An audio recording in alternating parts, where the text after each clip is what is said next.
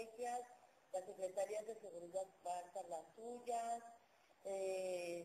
grupos de alcohólicos anónimos marcan los suyos, organismos no gubernamentales. Pero yo creo que el gobierno, pues lo tiene escrito en papel, pero ya es momento, porque ya es momento, digo, la encuesta nacional sobre las adicciones ya nos están hablando de niños de 8 a 12 años con ya consumos, ¿no? A lo mejor hablamos de este tipo de drogas tan fuertes, ¿no? Que son las estimulantes. Pero si también nos vamos a las estimulantes, que viene siendo el tabaco y las depresoras que son el alcohol, bueno, si también nos damos cuenta nuestras encuestas y nuestros mayores problemas delictivos y de salud, bueno, también es el alcoholismo, ¿no? ¿Por qué? Porque pareciera ser que como es más aceptable socialmente, como que lo soportamos o estamos tolerantes a verlo.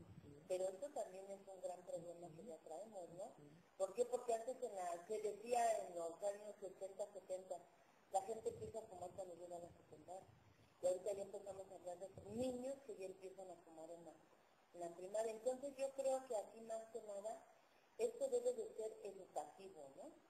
Sí, o sea, marcarlo, pero siempre que haya algún problema de farmacodependencia, acordémonos que va a estar de por medio de la familia, ¿no? Porque pareciera ser que también todo lo dejamos al Estado. Y yo creo que la familia es un poquito y un bastante responsable de cuando este tipo de situaciones empieza a dar, ¿no? Porque uno se da cuenta que todo el mundo sabe que el joven se droga y el último en enterarse son los padres.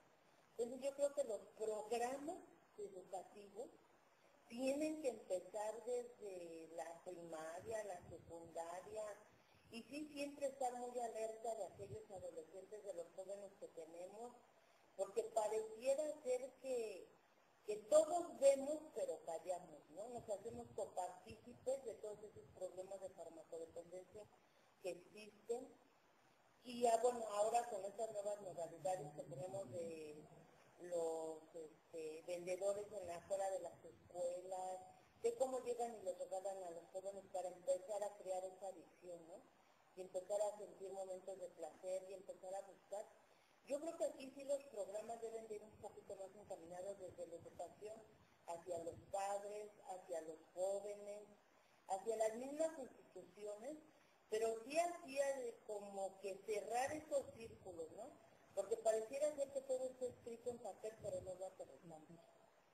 Entonces sí que todas las secretarías, las procuradurías, hacer un solo frente a esos programas, ¿no? Porque pareciera ser que organismos no gubernamentales, por un lado, venden o promueven adicciones, pareciera ser que hay otros que son de paga, ¿no? Los tratamientos tan llamados grupales, ¿no? Ciánicos, todos que te pagas, y hay otros que no pagas. Entonces, yo creo que cuando la gente ya tiene este problema de drogadicción como tal, ya tendría que haber clínicas especializadas, porque pareciera ser que nosotros los mexicanos tiramos más al tratamiento que a la prevención, ¿no? Y si nosotros fuéramos un poquito tirando más a la prevención, el de evitar que esto se diera, entonces sí dejaríamos, no tendríamos tantos farmacodependientes como ahorita tenemos, ¿no? Y ahorita esto se ha dado tan fuertemente. Bueno, vamos a un breve mensaje y enseguida regresamos.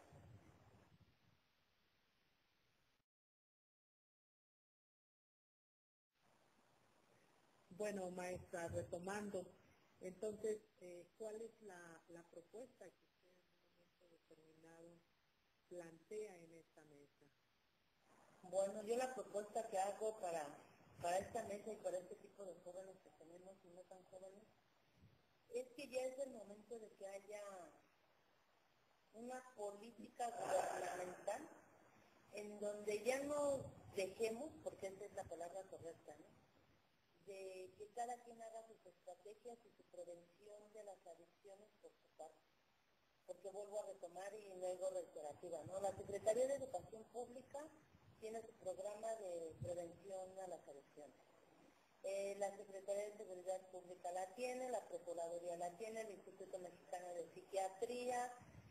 Sí, ¿por qué no hacer una política en donde solamente haya una vertiente? ¿Sí? Y de ahí, ¿qué es lo que podemos hacer? Multiplicadores. ¿Para qué? Para hablar desde lo que es una prevención primaria, la detección de casos, esto sería con los jovencitos, con los niños, detección de casos, ¿no? Y en ese momento, desde ahí empezar a hacer prevención. La prevención secundaria, bueno, una vez que ya tenemos detectados esos casos, sí de alguna manera tomarlos y darles tratamiento, ver las medidas ¿Terciaria de o secundaria? No, la terciaria, ya estaríamos hablando de lo que es el tratamiento como tal, ya clínicas especializadas en desintoxicación de estas gentes que ya son farmacodependientes, ¿no? Aquí creo que la propuesta tuya, bueno, pues que haya realmente una sola política en materia de adicciones a nivel nacional. El Estado pondrá la parte que le corresponde, pero el Estado, ¿sí? al encargarse de lo que es la infraestructura, al encargarse de lo que es el personal, las instalaciones, el medicamento que requieran para la atención de estos jóvenes o de estas personas adultas, porque también hay mucho en las personas, en personas adultas, porque si revisamos las generaciones anteriores, bueno, pues nos damos cuenta que los jóvenes, de muchos de esos jóvenes de esas generaciones actualmente, pues tienen esa dependencia que no ha sido realmente atendida. Porque pues como usted también lo mencionó, es multifactorial, ¿sí?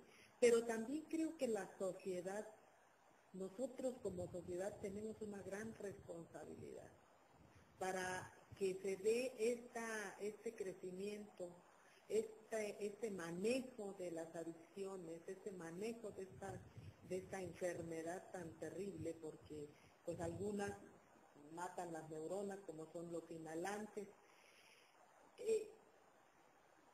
Cumplir con lo que nos compete, cumplir como sociedad con lo que nos compete. ¿Qué tiene que hacer la familia? ¿Cómo empujar a la familia? No solamente se hablaría de detectar esos casos, sino antes, ¿no? Sino antes hablar de la prevención. Yo creo que para que esto no se diera, sí tendríamos, lo primordial que sería en la familia, que es de lo que siempre se habla, de ver cuáles son, se habla de factores de riesgo y de factores protectores, ¿no? ¿Cuáles son esos factores de riesgo, no? O sea, ¿de qué familias estamos hablando muchas veces? Estamos hablando en donde mamá y papá tienen que salir a trabajar, estamos hablando en donde, ¿a dónde los jóvenes, ahora qué es para los jóvenes? El poder tener esas destrezas, esas habilidades del juego, del desarrollo, ¿no? Tenemos que buscar factores protectores en donde nuestros jóvenes estén un poquito más seguros, en donde en esos hogares haya un poco más de comunicación. ¿Por qué? Porque entendamos que en la adolescencia, bueno, la palabra lo dice, es el adolecer del joven. ¿Y pero qué está pasando, no? Con esos hogares desintegrados? ¿Qué está pasando con estas situaciones que ahorita estamos viviendo, que estamos viendo al orden del día? Usted prende su televisor, ve cualquier medio impreso y bueno, habla de cuántos muertos, cuántas balaceras, o sea, todo lo que esto está desintegrando, ¿no?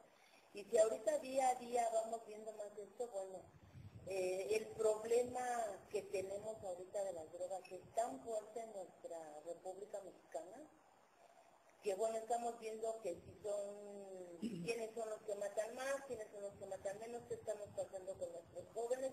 Bueno, tenemos estados en los que ahí tenemos el reflejo de muchas cosas. Pero bueno, yo creo que empezar siempre es bueno empezar por casa, tener una buena comunicación con los jóvenes, saber qué está pasando, abrirnos un poquito más a eso, entender a estas nuevas generaciones, ya no son los jóvenes de antes,